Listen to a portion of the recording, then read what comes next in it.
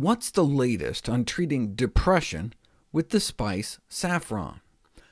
Years ago, I covered this head-to-head comparison of saffron versus Prozac for the treatment of depression. It seemed to work just as well, and in the years since, there's been 5 other studies that found that saffron beat out placebo or rivaled antidepressant medications.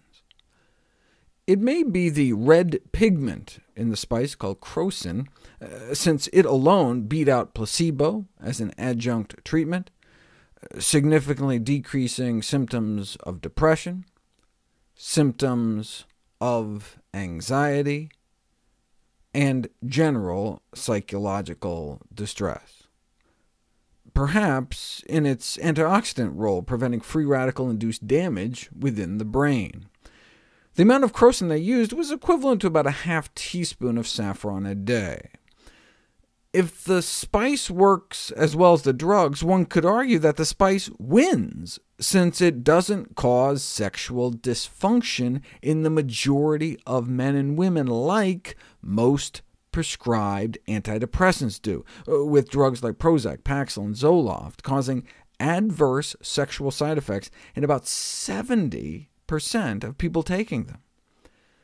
Physicians not only significantly underestimate the occurrence of side effects, they tend to underrate how much they impact the lives of their patients.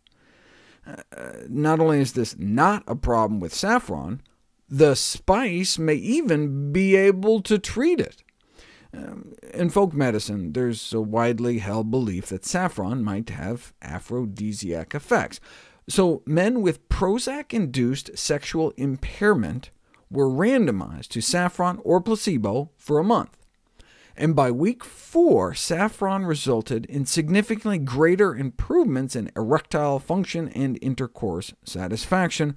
More than half of the men in the saffron group regained normal function. They conclude that saffron is an efficacious treatment for Prozac-related erectile dysfunction, and female sexual dysfunction as well.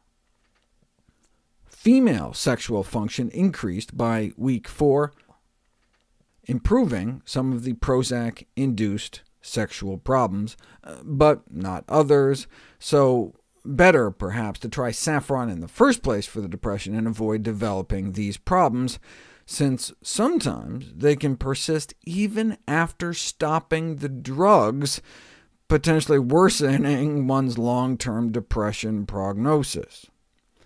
This includes unusual side effects such as genital anesthesia, where you literally lose sensation. It can happen in men and women. More rarely, antidepressants can induce a condition called restless genital syndrome. You've heard of restless leg syndrome? Well, this is restless between the legs syndrome. These PSSDs, these post-SSRI sexual dysfunctions, meaning dysfunction that appear or persist after stopping taking these antidepressants, can be so serious that prescribing physicians should mention the danger of, for example, the risk of genital anesthesia for every patient prior to starting them on these drugs. If you're on one of these drugs, did your doctor warn you about that? All hope is not lost, though. Evidently, penile anesthesia responds to low-power laser irradiation. After 20 laser treatments to his penis, one man who lost his penile sensation thanks to the drug Paxil partially regained his touch and temperature sensation.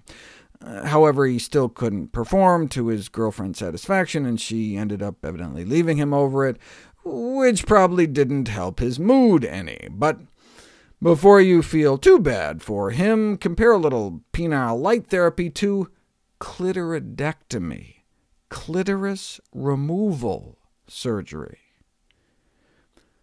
Or another Paxil-related case where a woman's symptoms only improved after 6 courses of electroshock therapy.